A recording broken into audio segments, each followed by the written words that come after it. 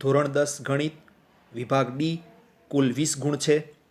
વિદ્યાર્થીઓ આ વિભાગમાં સરળતાથી પૂરા ગુણ મેળવી શકે એ માટે ઉપયોગી થાય તેવા પ્રકરણ તેમજ તેના મહત્વના દાખલા અંગેનો વિડીયો બનાવેલો છે.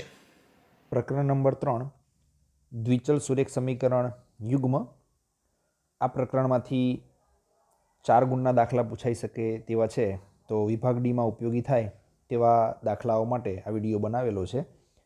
વિદ્યાર્થીઓ માટે ખૂબ ઉપયોગી વિડીયો છે, તો ધોરણ 10ના વિદ્યાર્થીઓ સુધી આ વિડીયો પહોંચાડવા માટે વિનંતી છે. દાખલા નંબર 1, આદેશની રીતનો ઉપયોગ કરી નીચે આપેલા સુરેખ સમીકરણ યુગ્મનો ઉકેલ શોધો. સમીકરણ આપેલા છે 7x - 15y = 2 અને x + 2y = 3. હવે અહીં આપણે આદેશની રીતનો ઉપયોગ કરવાનો છે, એટલે આ બે સમીકરણ પૈકી તમે ધ્યાનથી જોશો તો જે બીજા નંબરનું સમીકરણ છે એ સરળ છે. તો બીજા નંબરના સમીકરણમાં આપણે આદેશ લઈ શકીએ તો આ પ્રમાણે આપણે ફેરફાર કરી શકીશું. તો એક્સની કિંમત આ પ્રમાણે થશે 3 - 2y. એનો મતલબ એવો થશે કે આ જે સમીકરણ નંબર આપણે આપી દઈએ 1 નંબર, તો 1 નંબરના સમીકરણમાં તમે એક્સની કિંમત આ જે છે આ એક્સની કિંમત મૂકી શકીશું. તો આપણે આ પ્રમાણે લખીશું. સમીકરણ 1માં x = 3 -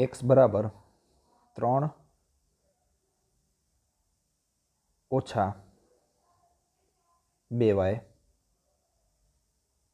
મૂકતા એક્સના સ્થાને આપણે 3 - 2y મૂકી દઈશું. તો સમીકરણ 1 લખી અને એમાં એક્સની કિંમત મૂકીએ. તો સમીકરણ 1 આ પ્રમાણે છે 7x - 15y = 2. આમાં આપણે એક્સની કિંમત લખવાની છે. તો આ એક્સના સ્થાને આ એ જે એક્સ છે એક્સના સ્થાને આપણે હવે જે આપણે આદેશ લીધો છે એ લખીશું. તો માટે 7 એક્સના સ્થાને આપણે આ કિંમત મૂકી દઈએ. આ જે કિંમત છે 3 - 2y ઓછા પાછળ 15y એમના એમ રહેશે અને બરાબર 2 એ પણ એમના એમ રહેશે. હવે બહુ જ સરળ છે. આ કૌંસ ખોલવાનો છે તો 7 વડે ગુણી દઈએ તો 7 × 3 = 21 ઓછા 7 × 2 = 14y ઓછા 15y = 2. તો હવે અહીં આગળ -14 અને -15 આનો સરવાળો કરીશું તો -29y બરાબર આ જે 21 છે અહીં એ 21ને સામેની બાજુ લઈ લઈશું એટલે માઇનસ થઈ જશે. તો 2 - 21. તો આ પ્રમાણે થશે. માટે -29y બરાબર 2માંથી 21 બાદ કરીએ એટલે વધશે -19. બંને બાજુથી માઇનસ માઇનસ કાઢી લઈએ અને આ જે 29 છે એને છેદમાં લઈ લઈશું. તો y બરાબર 19/29. હવે આપણી પાસે yની કિંમત આવી ગઈ છે. તો હવે આ જે yની કિંમત છે એને આપણે સમીકરણમાં મૂકવાની થશે.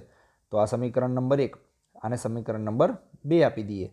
તો સમીકરણ 2 જે છે x + 2y = 3 એમાં આપણે આ કિંમત મૂકી દઈશું yની. માટે x + 2 કૌંસમાં yના સ્થાને આપણે કિંમત લખીશું 19/29 = 3.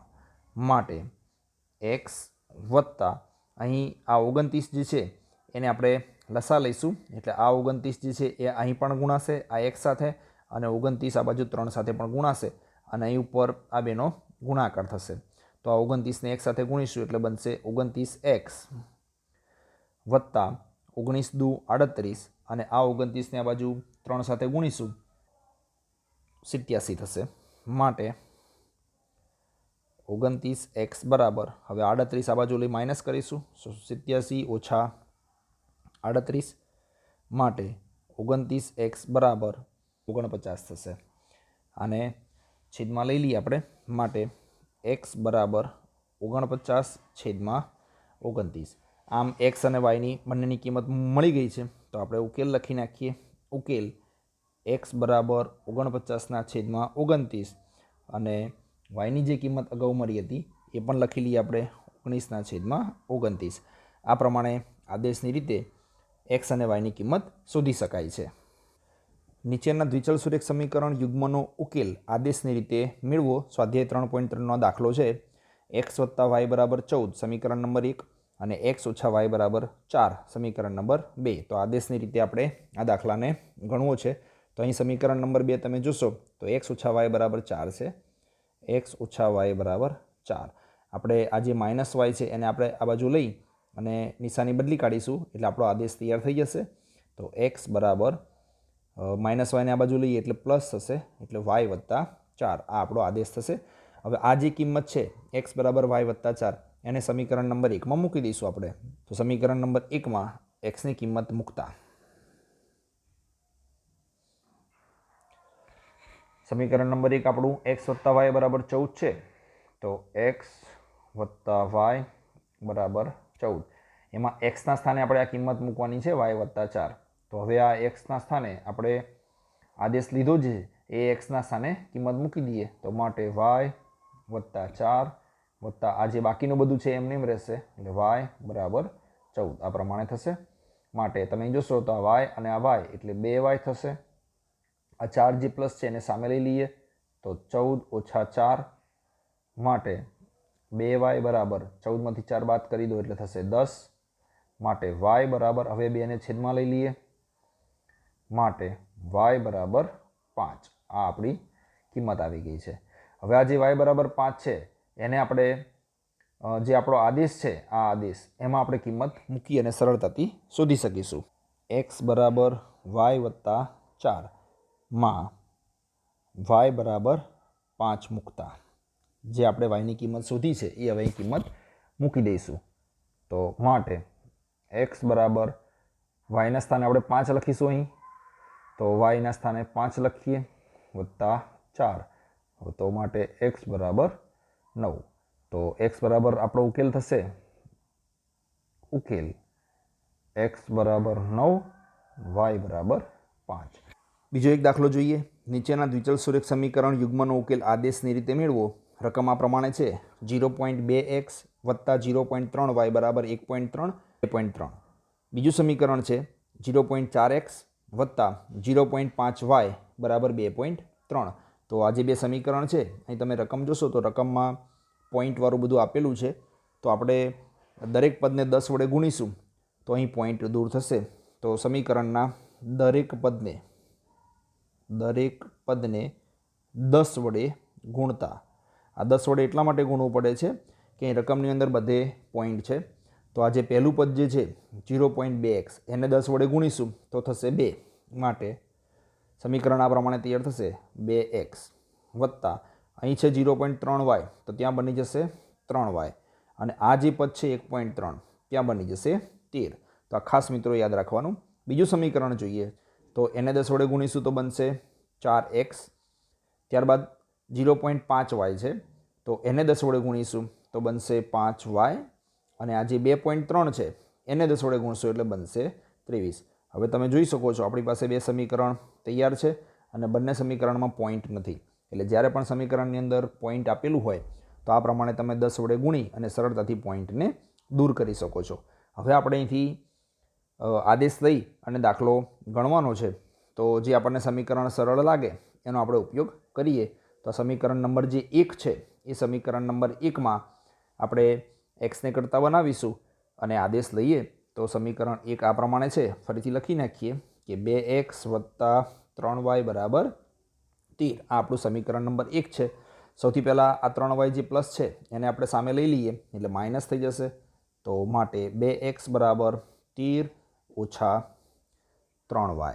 હવે એક્સને કરતાં બનાવવાનો છે તો આ બે જે ગુણાકારમાં છે એ ભાગાકારમાં જશે. માટે x બરાબર 13 ઓછા 3y અને એના છેદમાં આવશે 2.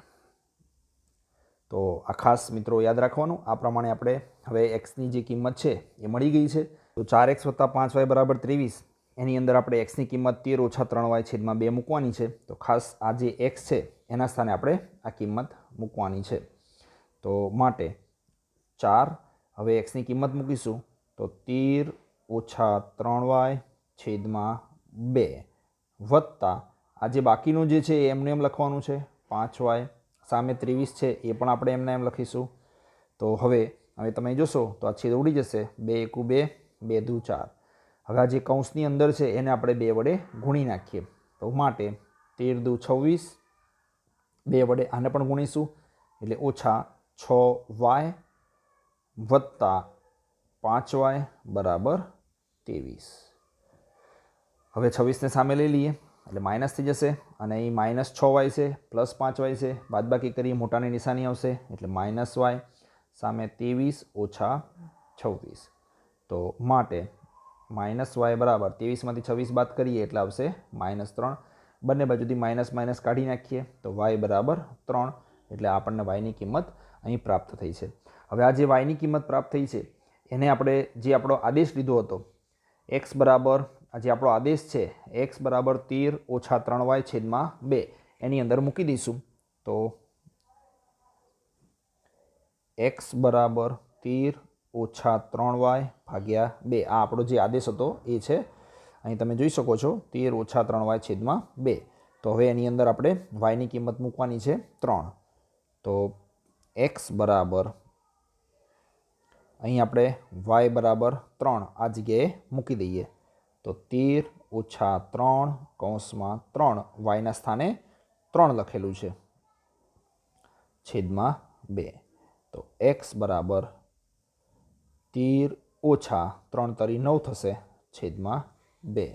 સાદુરૂપ આપી દઈએ 13માંથી 9 જશે એટલે 4 છેદમાં 2 બરાબર આ છેદ ઉડી જશે એટલે જવાબ આવશે 2. ઉકેલ x બરાબર 2 y બરાબર 3. આગળનો દાખલો જોઈએ. હવે 2x વત્તા 3y બરાબર 11 અને 2x ઓછા 4y બરાબર -24 નો ઉકેલ શોધો અને એવો m શોધો કે જેથી y બરાબર mx પ્લસ 3 થાય. તો અહીં બે સમીકરણ આપ્યા છે અને ઉકેલ શોધવાનો છે. તો સમીકરણ લખીએ આપણે 2x વત્તા 3y બરાબર 11 આ સમીકરણ નંબર પહેલું છે અને બીજું સમીકરણ છે 2x ઓછા 4y બરાબર -24 આ સમીકરણ નંબર 2 છે. હવે અહીં જે બે સમીકરણ છે એ બે સમીકરણનો આપણે ઉકેલ શોધવાનો છે. તો આ સમીકરણનો ઉકેલ શોધવા માટે આપણે આદેશની રીત લઈ શકીએ છીએ. અગાઉ આદેશની રીતના મેં બે દાખલા ગણાવ્યા છે. હવે લોપની રીતથી આપણે આ સમીકરણનો ઉકેલ શોધવો છે. તો અહીં તમે જોશો તો પહેલું 2x બંનેમાં સમાન છે અને બંનેની નિશાની સરખી છે. તો માત્ર બાદબાકી કરવાથી અહીં xનો લોપ થઈ જશે. તો આપણે આ સમીકરણની નિશાની બદલી કાઢીશું. તો અહીં નિશાની બદલીએ છીએ સમીકરણ 2માં. નીચે માઇનસ કરી દઈએ, આ માઇનસ છે તો પ્લસ કરી દઈએ અને અહીં -24 છે તો ત્યાં પણ પ્લસ કરી દઈએ. ખાસ ધ્યાન રાખવાનું કે લોપની રીતમાં જ્યારે બંને ચલની કિંમત સમાન આપી હોય તો બાદબાકી કરવી પડે. એટલે તમે જોઈ લો અહીં ફરીથી કે અહીં આપણે ઋણ કર્યું છે, અહીં માઇનસ છે એટલે આપણે અહીં પ્લસ કર્યું છે અને અહીં માઇનસ છે 24માં એટલે આપણે અહીં પ્લસ કર્યું છે. તો આ પ્રમાણે નિશાની બદલવી પડશે. હવે તમે જોઈ શકો છો તો 2x અહીં સીધી ઉડી જાય છે એટલે કે અહીં 2xનો લોપ થયો છે એવું કહેવાય. હવે તમે જુઓ તો 3y પ્લસ છે અને 4y પણ પ્લસ છે. હવે આ નિશાનીને ધ્યાનમાં રાખીશું આપણે. તો +3y + 4y એટલે થશે 7y અને અહીં પણ 11 અને 24નો સરવાળો કરી દઈએ એટલે 35 થશે. તો તમે જોઈ શકો છો 7y બરાબર 35 એ પ્રમાણે આપણને પ્રાપ્ત થયું છે. હવે બહુ સહેલાઈથી આપણે yની કિંમત શોધી શકીશું. તો 35ના છેદમાં 7 લઈએ, છેદ ઉડાડી દઈએ, 7 × 7 7 × 35. તો માટે y બરાબર 5 પ્રાપ્ત થયું છે. બહુ સહેલાઈથી yની કિંમત મળી ગઈ છે. હવે જે બે સમીકરણ છે એ બે સમીકરણમાંથી કોઈ પણ એક સમીકરણમાં આપણે કિંમત yની મૂકવાની રહેશે. તો પહેલા નંબરનું સમીકરણ છે 2x વત્તા 3y બરાબર 11. એમાં કિંમત મૂકી દઈએ આપણે. તો 2x વત્તા 3y બરાબર 11 માં y બરાબર 5 મૂકતા તો આપણે હવે yના સ્થાને 5 લખી દઈશું. અહીં આગળ આ જે y છે અહીં 5 લખીશું. માટે 2x વત્તા 3 અને yના સ્થાને 5 લખીએ બરાબર 11 જે આપેલું છે તે. માટે 2x અહીં 3 × 5 = 15 થશે બરાબર 11. 15ને સામે લઈ જઈએ, પ્લસ છે એટલે નિશાની બદલાઈ અને માઇનસ થઈ જશે. તો 11 - 15. 2x બરાબર -4 થયું છે તો હવે 2 છેદમાં જશે એટલે x બરાબર -4 છેદમાં 2 એટલે x બરાબર 2 દુ 4 છેદ ઉડશે અને માઇનસની નિશાની આવશે એટલે આ xની કિંમત પ્રાપ્ત થઈ છે. આમ આપણો ઉકેલ આપણને મળી ગયો છે. ઉકેલ x બરાબર -2 અને y બરાબર 5. ત્યારબાદ આપણને એવું કીધું છે કે એવો એમ શોધો કે જેથી વાય બરાબર mx+3 થાય. એટલે હવે આપણે એક્સ અને વાયની કિંમત શોધી નાખી છે, જેને આપણે આ સમીકરણમાં મૂકી અને એમની કિંમત શોધવાની થશે. તો હવે આપણે આ સમીકરણ લખી અને એક્સ અને વાયની જે કિંમત આવી છે એ આમાં મૂકી દઈશું.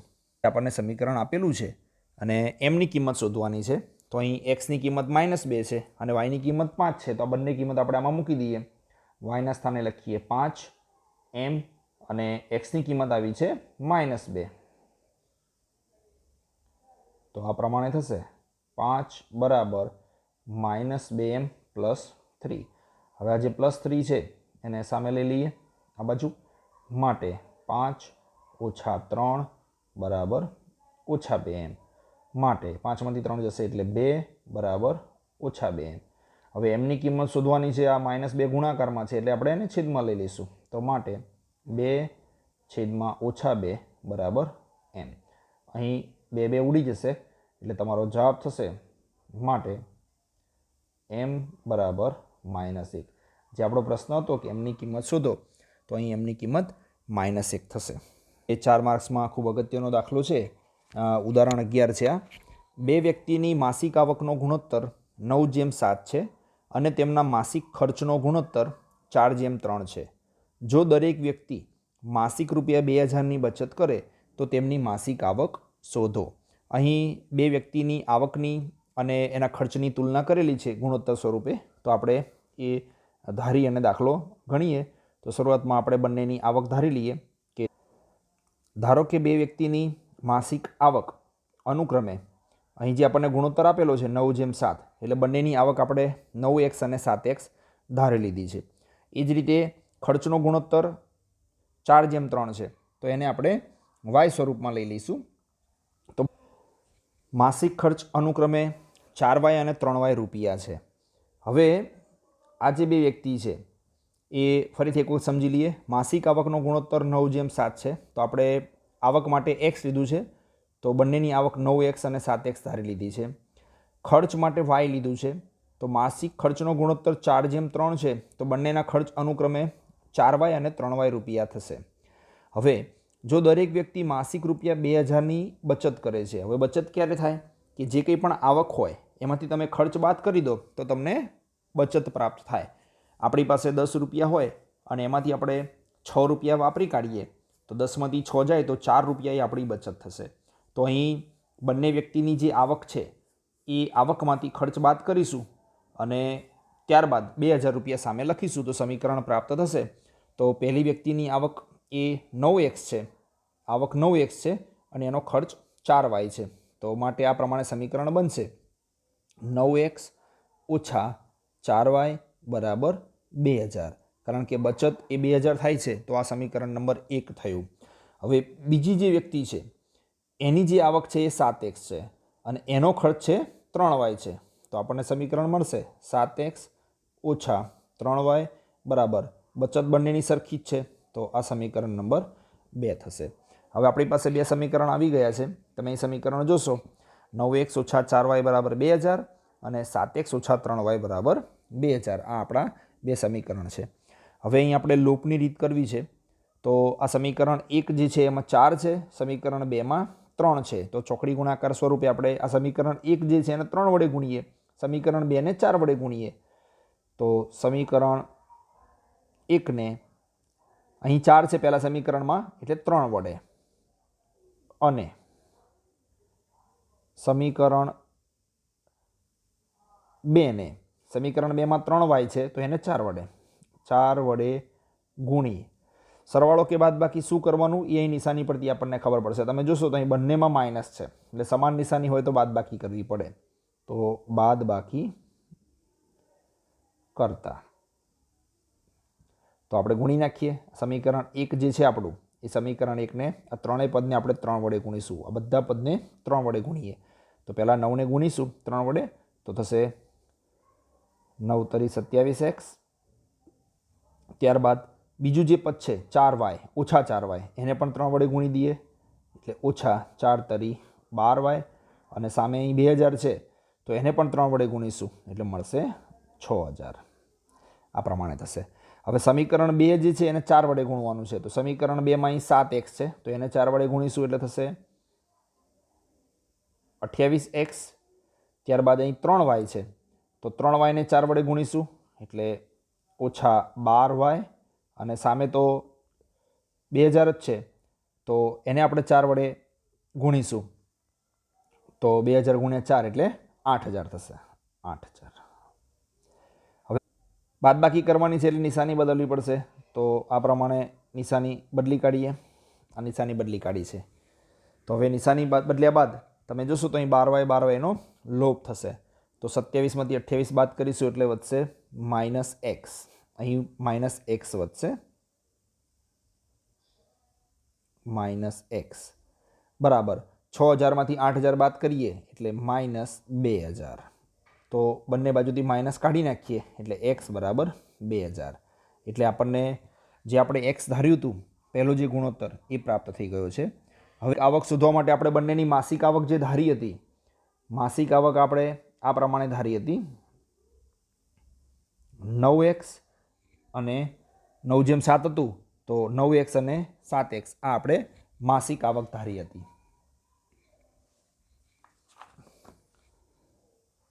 માટે 9x બરાબર 9 ગુણ્યા 2000 એટલે થશે 18000.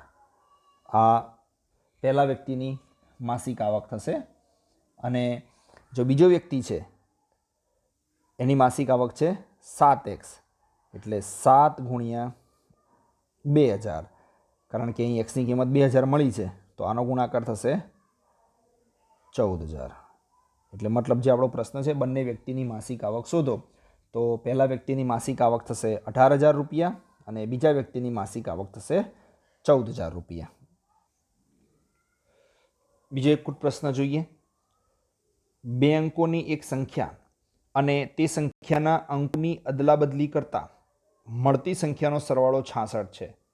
જો તે સંખ્યાના અંકોનો તફાવત 2 હોય તો તે સંખ્યા શોધો અને આવી કેટલી સંખ્યાઓ છે. આ બીજો એક પ્રશ્ન પૂછેલો છે. આ 2 અંકની સંખ્યા આધારિત દાખલો છે. આ પણ 4 માર્ક્સના ગુણ માટે ખૂબ અગત્યનો દાખલો છે. તો આ દાખલો આપણે ગણીએ. હવે અહીં 2 અંકની સંખ્યા આપી છે, તો આપણે 2 અંકની સંખ્યા માટે એકમ અને દશક એ પ્રમાણે ધારી અને દાખલો ગણવો પડશે. તો આપણે શરૂઆત કરીએ કે કોઈ પણ 2 અંકની સંખ્યા હોય તો ધારો કે એકમ બરાબર x અને દશક બરાબર y. આ પ્રમાણે આપણે કોઈ એક સંખ્યા હોય તો એમાં એકમ x લઈએ અને દશક y લઈએ. હવે કોઈ પણ 2 અંકની સંખ્યા હોય, 2 અંકની સંખ્યા, એના માટેનું સૂત્ર આ પ્રમાણે થાય. ખાસ ધ્યાન રાખવાનું મિત્રો કે 10 દશક વત્તા એકમ આ સૂત્ર થશે. 2 અંકની સંખ્યા બરાબર 10 કૌંસમાં દશક વત્તા એકમ. તો આપણો અહીંયા દશક જે છે એ y છે, તો 10y અને વત્તા એકમ એટલે x થશે. આ આપણી 2 અંકની એક સંખ્યા થશે. હવે 2 અંકની એક સંખ્યા એટલે આપણે જે x અને y એકમ અને દશક ધારી અને મેળવી એ સંખ્યા, તે સંખ્યાના અંકોની અદલાબદલી કરતા. હવે જ્યારે અદલાબદલી કરીશું તો જે એકમ x છે એ y થઈ જશે અને દશક y એ x થઈ જશે. તો નવી સંખ્યા આપણી જે બનશે, નવી સંખ્યા એ આ સંખ્યામાં x અને y બદલાઈ જશે. તો yના સ્થાને x આવશે અને અહીં જે x છે આ xના સ્થાને y આવશે. તો આ આપણી નવી સંખ્યા થશે 10x વત્તા y. હવે આપણી પાસે બંને સંખ્યા આવી ગઈ છે. મૂળ સંખ્યા આપણી છે 10y વત્તા x અને નવી સંખ્યા છે 10x વત્તા y. હવે રકમમાં આપેલું છે કે આ બંને અંકોનો સરવાળો 66 છે. જુઓ તમે અહીં લખેલું છે કે 2 અંકની સંખ્યા અને અદલાબદલી કરતાં મળતી નવી સંખ્યા એનો સરવાળો 66 છે. તો આ જે 2 સંખ્યાઓ છે એનો સરવાળો 66 આપેલો છે. તો હવે આપણે આ બંનેનો સરવાળો કરીએ તો 10y વત્તા x વત્તા બીજી સંખ્યા એટલે 10x વત્તા y બરાબર સરવાળો છે 66. હવે અહીં આગળ સમીકરણને સાદુરૂપ આપી દઈએ. x વત્તા 10x એટલે બનશે 11x. એ રીતે અહીં 10y, અહીં y છે તો બનશે 11y અને સામે 66. સમીકરણના ત્રણેય પદને આપણે 11 વડે ભાગી નાખીએ એટલે 11 કોમન નીકળશે. તો માટે 11 વડે ભાગીએ એટલે x, અહીં 11y છે તો y અને અહીં 66 છે અને 11 વડે ભાગીશું તો 6 એટલે આ જે બે અંકો છે, એક એકમનો અંક અને દશકનો અંક, એનો તફાવત આપણને બે રકમમાં આપેલો છે. મતલબ એકમ x અને દશક y એનો તફાવત 2 છે. હવે અહીં બે શક્યતા થાય, કારણ કે એકમ અને દશકમાં કઈ સંખ્યા મોટી છે એ આપણને ખબર નથી. એટલે તમે એકમ પણ મોટી લઈ શકો અને દશક પણ મોટી લઈ શકો. તો અહીં બે શક્યતા થશે. આપણે એકમની સંખ્યા મોટી છે એમ માની લઈએ તો એકમમાંથી દશક બાદ કરીએ તો 2. બીજી શક્યતા એવી પણ થાય, અથવા y ઓછા x બરાબર 2 આમ પણ લખી શકીએ, કારણ કે એકમ અને દશક પૈકી કઈ સંખ્યા મોટી છે એ આપણને ખબર નથી. ને સમીકરણ નંબર 2 આપી દઈએ આપણે આ સમીકરણને. હવે આ બંને સમીકરણનો લોપ કરી શકીશું. તમે જોઈ શકો છો આ yનો સીધો લોપ થાય છે. એ સમીકરણનો સીધો લોપ થશે, કારણ કે તમે જુઓ yમાં પહેલા સમીકરણમાં પ્લસ છે, બીજા સમીકરણમાં માઇનસ છે. નિશાની બદલવાની કોઈ જરૂરિયાત નથી. તો અહીં yનો આ સીધો લોપ થશે, y ઉડી જશે, આ x અને xનો સરવાળો થશે એટલે 2x થશે, અને અહીંયા 6 અને 2નો સરવાળો કરીશું એટલે 8 થશે. તો માટે x બરાબર 8 ભાગ્યા 2, આ છેદ ઉડાડી દઈશું એટલે xની કિંમત મળશે 4. હવે તમે જુઓ આપણને બે અંકનો સરવાળો 6 આપેલો છે, તો બે અંકનો સરવાળો 6 હોય, એમાં એક સંખ્યા 4 હોય, તો x વત્તા y બરાબર 6 માં x બરાબર 4 મૂકો. આપણે કિંમત મૂકી દઈએ, 4 વત્તા y બરાબર 6, તો માટે y બરાબર 6 ઓછા 4 એટલે 2. તો yની કિંમત આવશે 2. એટલે xના સ્થાને આપણે 4 લઈશું, x બરાબર 4 અને y બરાબર 2. એમ આપણા બે અંકો પ્રાપ્ત થઈ ગયા છે. હવે આપણે સંખ્યા શોધવાની છે. તો આપણી જે મૂળ સંખ્યા હતી, મૂળ સંખ્યા જે આપણે ધારી હતી 10 દશક વત્તા એકમ, આ આપણી મૂળ સંખ્યા છે. તો એમાં yના સ્થાને તમે 2 મૂકી દો, તો 10 કૌંસમાં 2 વત્તા 4, xના સ્થાને 4 મૂકીએ એટલે 20 વત્તા 4 બરાબર 24. આ આપણી એક સંખ્યા થશે. હવે અહીં બીજી શક્યતા પણ છે જે હમણાં વાત કરી હતી, કે અહીં તમે આપણે xમાંથી y બાદ કર્યું છે. હવે જો yમાંથી x બાદ કરવામાં આવે, આપણને એકમ મોટો છે એમ માનીએ અને આપણે દાખલો ગણ્યો, પણ જો દશકની સંખ્યા મોટી હોય તો આપણી જે રકમ છે એ બદલાઈ જશે, અને આ જે જવાબ 24 છે એનો જવાબ 42 થઈ જશે. એટલે આપણી જે બે સંખ્યાઓ છે એ 24 અથવા 42 આ બંને જવાબ હોઈ શકે છે. એટલે જે બીજો પ્રશ્ન હતો કે આવી કેટલી સંખ્યાઓ છે, તો આવી બે સંખ્યાઓ મળે, કાં આ સંખ્યા 24 હોઈ શકે અને કાં તો પછી આ સંખ્યા 42 હોઈ શકે.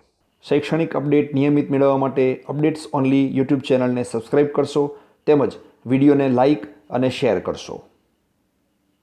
વિડીયો વિશેના આપના વિચારોને તેમજ આપને કોઈ માહિતી જોઈતી હોય તો કોમેન્ટ કરશો.